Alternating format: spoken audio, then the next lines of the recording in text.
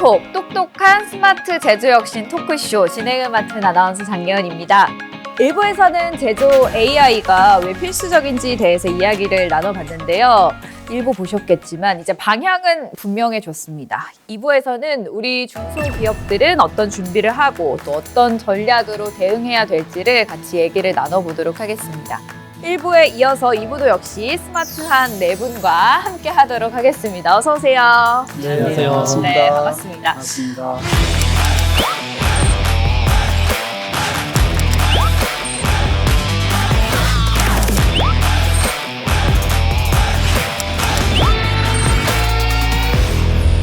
바로 한번 우리 오경진 대표에게 질문을 드려볼게요. 도입 기업 입장에서 AI 제조혁신의 가장 큰 장벽은 무엇이었을까요? 내부적인 프로세스가 가장 컸던 것 같아요. 종이로도 하지 못하는 일은 절대 AI로도 못한다라는 이야기가 있어요.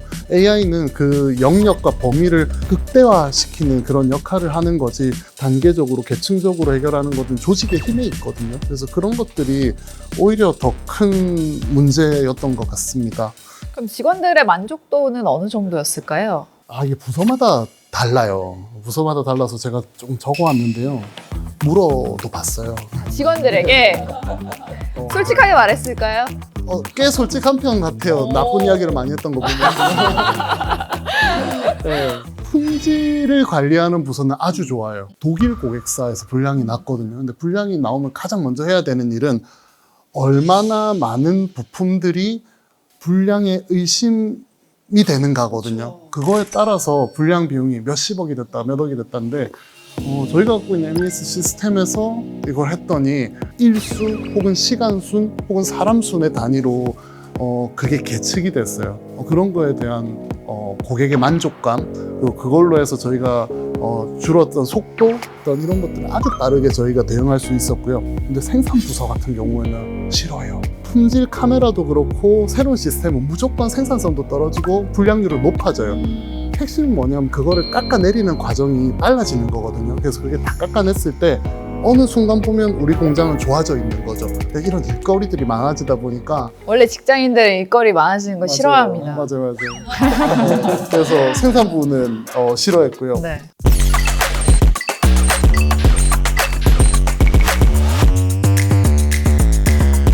신기하네요. 파트마다 또 보완해야 될 부분이 어느 부분인지 좀 명쾌하게 이해가 되는 것 같아요. 현장의 목소리를 들으니까.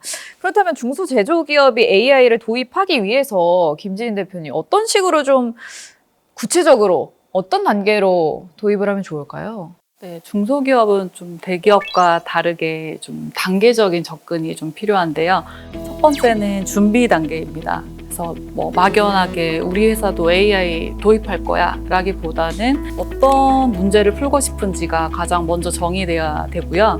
그리고 그 문제가 이제 불량률 개선인지 아니면 장비가 자주 고장나는데 그걸 고장을 내가 예측할 거야 라든지 이렇게 좀 구체적으로 문제가 정의되어야 되고, 그리고 반드시 거기에 맞는 데이터 정리가 먼저 시작되어야 됩니다. 그게 바로 이제 출발점이고요. 두 번째 단계는 이제 도입 단계입니다. 여기서 아주 중요한 거는 작은 성공을 만드는 거예요. 예를 들어서 이제 특정 설비에 예지 보정 기술을 도입해서 다운타임을 줄인다든가 ROI를 이렇게 같이 보는 거예요. 그러면 내부적으로 확산할 수 있는 그런 분위기와 신뢰도가 쌓이거든요. 그렇게 해서 도입을 이렇게 추진해야 되고요. 셋째는 이제 고도화 단계입니다. AI 모델도 사실 굉장히 많이 미세 조정이 되어야 되고, 그렇게 조정이 됐다면 디지털 트윈 같은 가상 검증 환경에서 미리 안전하게 테스트한 다음에 확산시켜야 됩니다.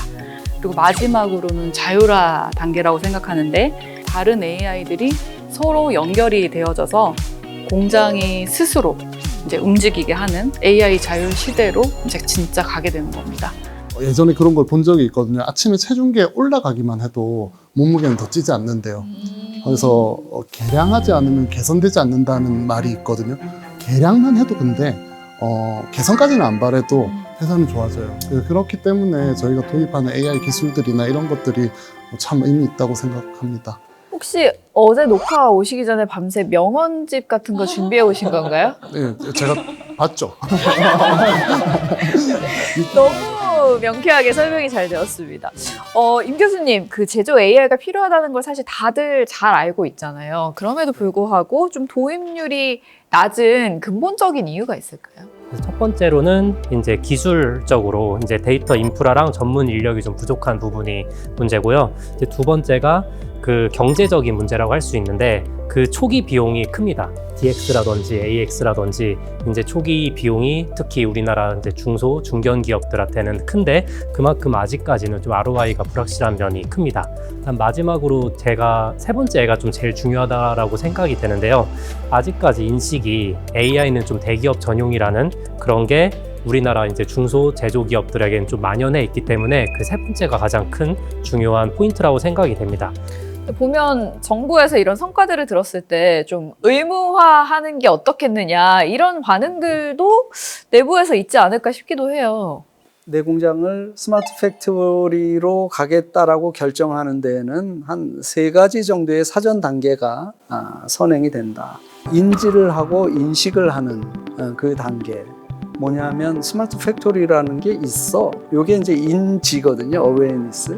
그 다음에 이게 뭐 하는 거야? 구체적으로 내용을 이해하는 거는 인식이다. 요게 이제 첫 번째, 요걸 알아야지 이걸 하는 거잖아요.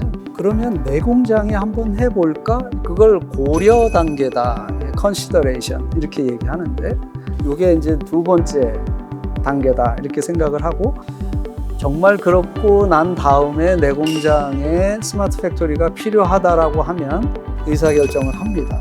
내가 투자할 거야. 스마트 공장을 만들 거야. 이렇게 되는 거죠.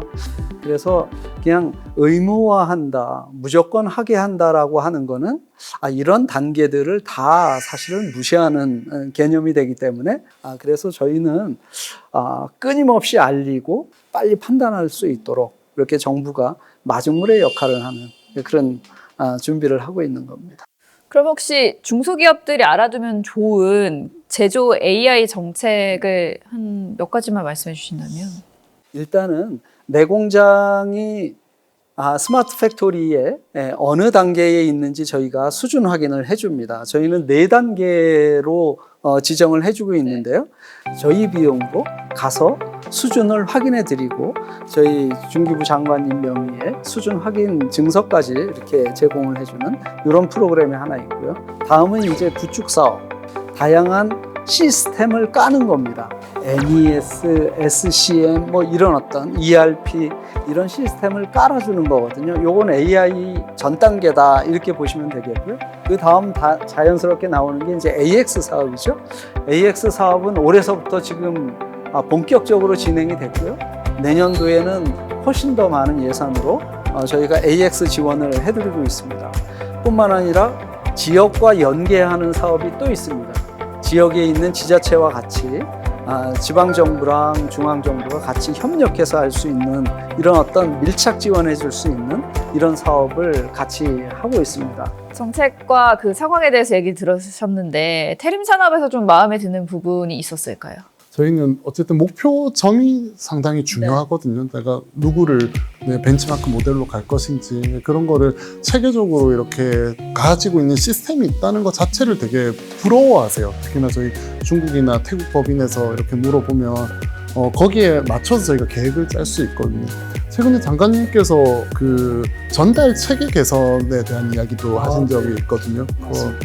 그런 부분들도 이런 각각의 그 내용들뿐만 아니라 그걸 어떻게 지역이나 업종별로 잘 전달하시는지도 고민하고 계시다고 해서 그런 것들은 꽤 만족하고 있습니다. 김지인 대표님, 태림 산업처럼 좀 한번 이렇게 스마트화 과정을 거쳤을 때 성과를 거둔 기업들의 특징은 뭐가 있을까요? 네, 특히 중소기업 성공 프로젝트에서 이렇게 공통적으로 보였던 패턴들을 좀 이제 보면요. 데이터의 선택과 집중입니다. 그 모든 데이터를 처음엔 다 이렇게 수집해야 하나? 이렇게 수집하려고 하시거든요. 그런데 그러지 않고 그 가장 큰 문제를 일으키는 그 설비 공정 하나에 집중해서 깨끗한 데이터, 그러니까 작은 부분 하나에 깨끗한 데이터셋부터 쌓는 겁니다. 그리고 조직, 저도 정말 중요하게 생각하는 건데요. CEO와 현장 챔피언, 즉 담당자입니다. CEO의 확고한 의지와 열정이 있어야 하고 또 현장을 가장 잘 아는 현장 담당자가 함께 할 때 성공 확률이 굉장히 높았습니다. 그리고 마지막은 이제 설비 공정 부분에서 가장 아픈 부분을 시작해야 됩니다.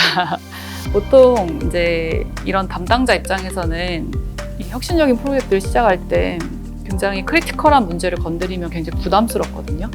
그런데 그래서 건들기 쉬운 부분부터 하게 되는데 그러지 않고 우리 공장에서 지금 가장 아픈 부분, 예를 들어서 어떤 병목 형상을 주기적으로 일으키는 설비라든지 그리고 불량률이 계속 나오는 공정이라든지 이런 크리티컬한 부분을 먼저 짚어야 합니다. 그렇게 해야지 AI의 성능이 확실하게 이제 뚜렷하게 증명될 수 있겠죠. 아무래도 좀 눈에 보이는 성과들이 있다 보니까 다른 기업들도 움직일 수밖에 없는 상황이 되어가는 것 같은데 임 교수님, 이런 시점에서 가장 중요한 거 한 가지를 꼽는다면 네.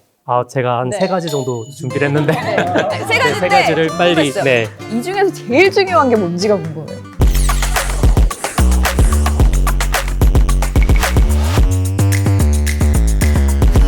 이제 정부 지원의 이제 좀 지속성이 가장 중요하다고 생각이 됩니다. 그래서 이제 지금까지 저희가 이제 많이 논의했던 대로 이제 중소제조기업 같은 경우는 AI가 이제 대기업의 전유물이다. 또 ROI 걱정이 많이 되잖아요. 그래서 이제 정말 AX를 이루기 위해서는 과감한 이제 정부 지원이 이제 필요하다라고 생각이 듭니다. 왜냐하면 초기에 리스크가 많기 때문에 그러한 이제 초기 투자 리스크를 줄여주고 중소기업이 이제 안심하고 도전할 수 있는 환경이 많이 필요하거든요. 그래서 특히 그 정부 지원의 지속성이 계속됐을 때 불량률이라든지 리드 타임 그리고 에너지 안전 이러한 제조업 전반적으로 좀 관리가 필요하고 개선이 필요한 부분에서 핵심 성과가 더 빠르고 크게 나올 수 있을 것이라고 생각이 듭니다. 꾸준한 지원을 해달라라는 얘기를 들리는데 어떠신가요? 당연히 그래야지 될 거다 이렇게 생각이 드는 게 아까 제가 이제 그 단계가 있다 이렇게 말씀을 드렸잖아요. 지금 우리 정책 대상 한국 제조업이 16만 개가 있거든요. 16만 개에서 거의 70~80%는 아주 기초 단계에 있는 공장들이거든요. 이 공장들 기초 단계도 올라가고 고도화 단계로 계속 갈 수 있도록 그 성장 사다리를 이렇게 놓을 수 있는 그런 정책이 당연히 만들어져야지 되는 거고요. 정부에서 굉장히 많이 관심을 갖고 예산도 많이 투입을 하고 있고 전 국민이 이제 AI를 알게 됐어요. 맞잖아요. 그리고 또 우리 독자적인 소버린 AI를 주창을 하기 시작을 했고 이거 굉장히 높은 단계에서의 하이테크 AI거든요. 그것과 발맞추어서 그게 단순히 1~2년 뒤에 AI 3대 강국을 가져가겠다라고 얘기하는 게 아니거든요. 2030년, 2035년 이렇게 쭉쭉쭉 올라가는 거거든요. 그래서 그 정책에 맞춰서 저희도 지속적으로 그 사업들을 만들어가는 그렇게 정책을 세우고 있습니다. 이렇게 말씀을 해주시니까 든든하네요. 정부의 지원이 끊임없이 이어질 것 같아서 기대를 한번 해보겠습니다. 중소기업 대표님 여러분 힘드시죠? 네, 저희랑 같이 상의하시고 같이 갔으면 좋겠습니다. 좋습니다. 똑똑한 스마트 제조 혁신 토크쇼 함께하고 계십니다. 제조 AI의 사실 마지막 종착역이라고 하면 자율형 공장을 얘기할 수 있을 것 같아요. 이 부분에 대해서 우리 단장님의 개념 정리부터 한번 시작해 보도록 하겠습니다. 자율형 공장이라는 거는 그냥 불 꺼진 공장을 얘기를 합니다. 그러니까 직관적인 얘기를 말씀을 드리는 거고요. 세부적으로 들어가면 그게 안 맞을 수도 있어요. 그러니까 낮 시간은 와서 우리가 일도 하고 어떻게 진행되는지 또 자재 제대로 쌓여져 있는지 뭐 이런 내용들을 가서 이렇게 모니터링 할 수 있고 밤에는 이제 집에 퇴근을 해야지 되잖아요. 근데 불을 끄는 거예요. 그런데 불을 끄니까 거기서 로봇들이 AI랑 같이 서로 상호 연결이 돼서 생산이 되어져 가는 것. 이런 극강의 공장을 자율형 공장이다. 이렇게 얘기를 하고요. 형이라는 말을 붙잖아요. 그냥 자율공장이면 자율공장이지 자율형 공장은 뭐냐. 이 라인이 이렇게 한 몇 개가 있는데 그 라인 전체 다를 자율적으로 움직이게 연결시키기에는 지금 기술이 굉장히 제한이 있습니다. 그래서 적어도 한 공정만이라도 자율적으로 움직일 수 있도록 만들어 가자. 그래서 저희가 이제 거기에 형 이런 말을 붙였고요. 그래서 자율형 공장 저희가 작년서부터 올해까지 진행을 하고 있습니다. 지금은 우리가 이렇게 책상에서 상상하면서 미래를 얘기하지만 네. 분명히 그런 날이 오겠죠, 아, 그럼요. 원장님? 그렇죠? 옵니다. 올 수밖에 없어요. 왜냐하면 이분들이 연구를 하실 거거든. 저쪽으로 네. 가는 건가요? 아니 당연하죠. 기술을 여기서 네. 기술 연구하셔야 됩니다. 네, 열심히 파이팅! 하겠습니다. 열심히 하겠습니다. 그렇다면 우리 태림 산업의 얘기를 좀 들어볼게요. 어떤 생각을 갖고 계시고 또 어떤 준비를 하고 계실까요? 중소기업은 결국은 지속 가능해야 돼요. 그러니까 지금 저희가 이 기술에 대해서 돈 이야기를 잘 안 하고 있지 않습니까? 지속 가능하다라는 전제하에서는 뭐 10년 있다가 회수하면 되지, 3년 있다 회수하면 되지. 근데 지금 제조업의 많은 제조업들은 특히 언제 회사가 죽을지를 모르는 상태거든요. 그럼 반대로 제 역할 중에 하나는 더 많은 나라 뛰어다니면서 일거리를 더 많이 받아와야죠. 회사가 지속 가능성이 있어야 이런 기술을 연결을 할 수도 있고, 그래서 다 같은 방향으로 흘러가는 것 같아요. 네, 마지막으로는 아까 김 대표님 계속 하셨던 이야기인데, 내부 조직도 그걸 받아낼 능력이 있어야 되거든요. 그러면 이제 시스템들, 그리고 우리가 표준화된 데이터들, 이거를 읽어내는 능력들, 그걸 회사의 KPI화하는 능력들, 그걸 또 회사에서 시스템화해서 사람들끼리 이제 좋은 대화를 하게 하는 그런 문화들, 이런 것들이 다 병행돼야 되는 것 같아요. 대표님도 그렇고 단장님도 그렇고 김 대표님의 역할이 되게 중요하다라고 말씀을 하시는 것 같은데, 그러면 그 대표님이 생각하실 때 자율형 공장의 진화는 어디까지 가능하다고 보시나요? 자율형 공장의 진화는 저희 솔루션을 기준으로 봤을 때 크게 3단계로 나눌 수 있는데요. 첫 번째는 이제 자동화 단계입니다. 공장의 데이터를 한 곳으로 모으고 이제 시각화하는 단계라고 보여지고요. 뭐 ERP라든지 MES, 그리고 뭐 다양한 이제 PLC, 흩어진 데이터들을 저희 팀플로우라고 하는 플랫폼에 연결하고 디지털 트윈 화면에서 한눈에 이제 보이게 만드는 것이죠. 그러면 이제 여러 가지 문제들, 그동안 발견하지 못했던 것들도 많이 보이게 되거든요.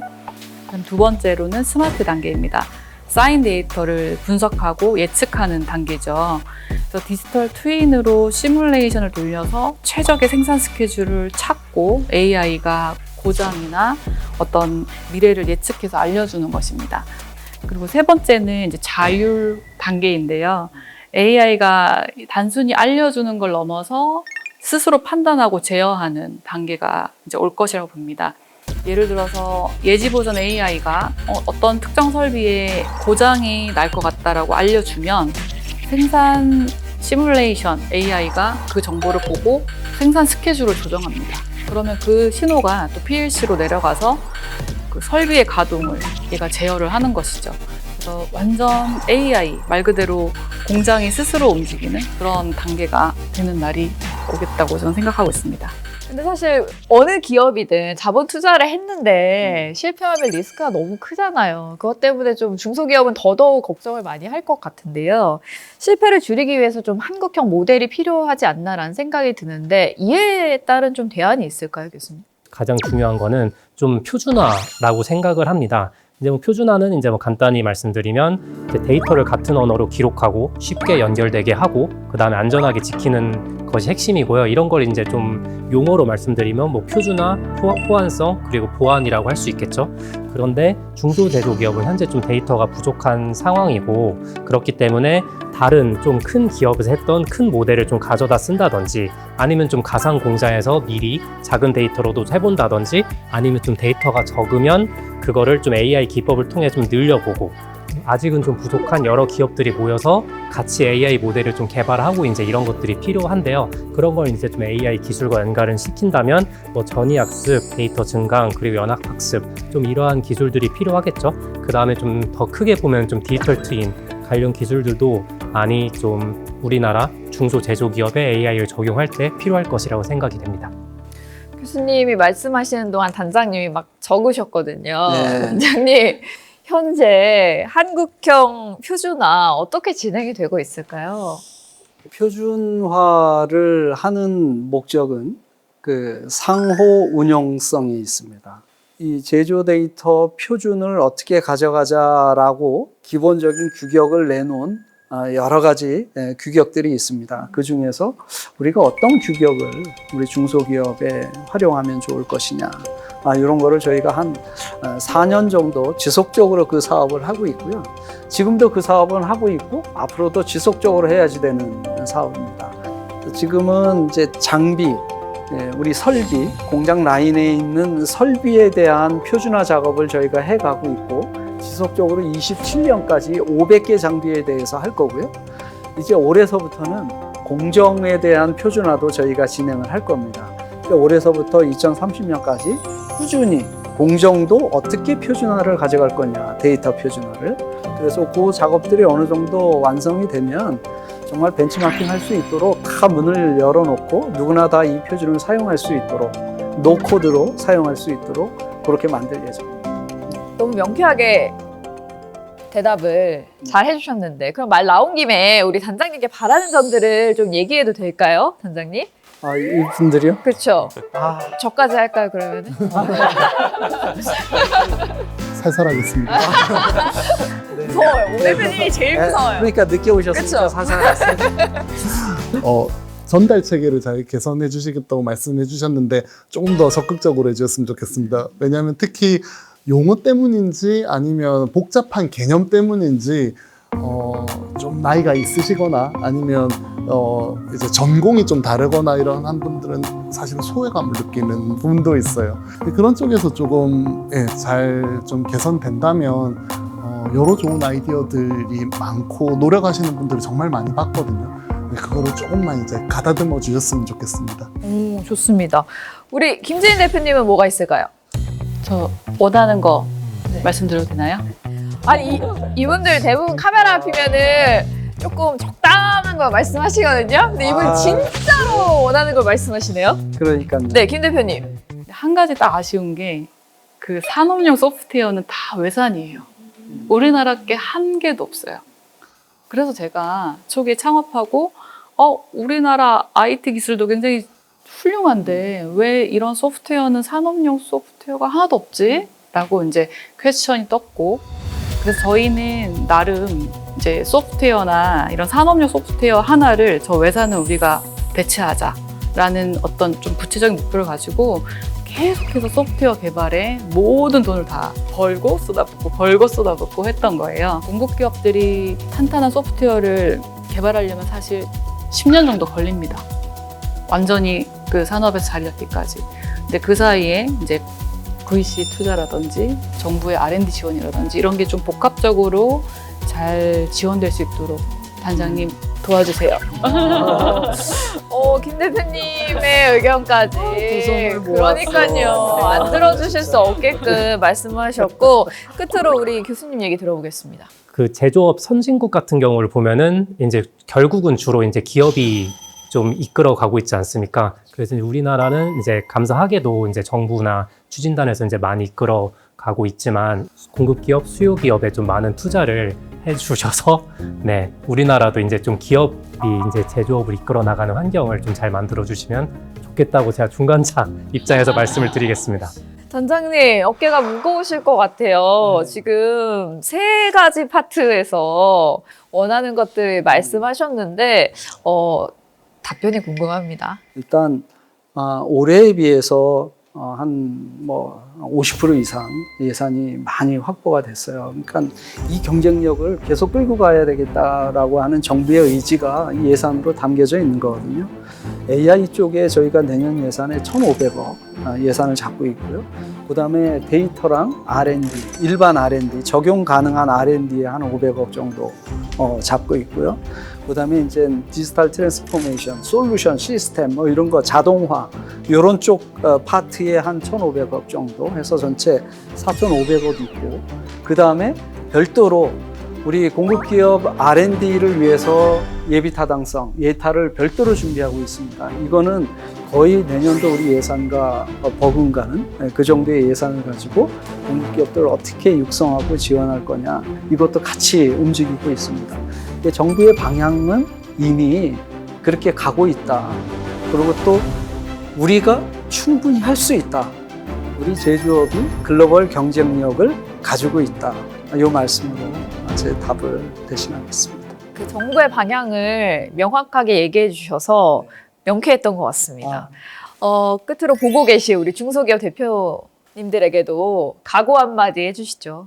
가수 황가람이 나는 반딧불 아시나요 혹시? 알죠. 아시는구나. 젊은입니다.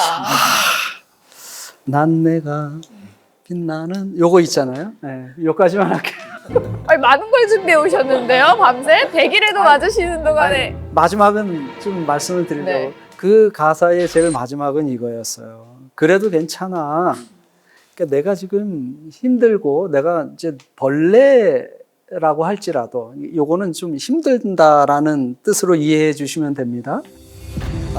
그래도 괜찮다. 빛날 테니까. 그 대표님 여러분들 그 미국 요번에 제조업 관련돼서 또 무역 관련돼서 지금 정신이 없을 거예요.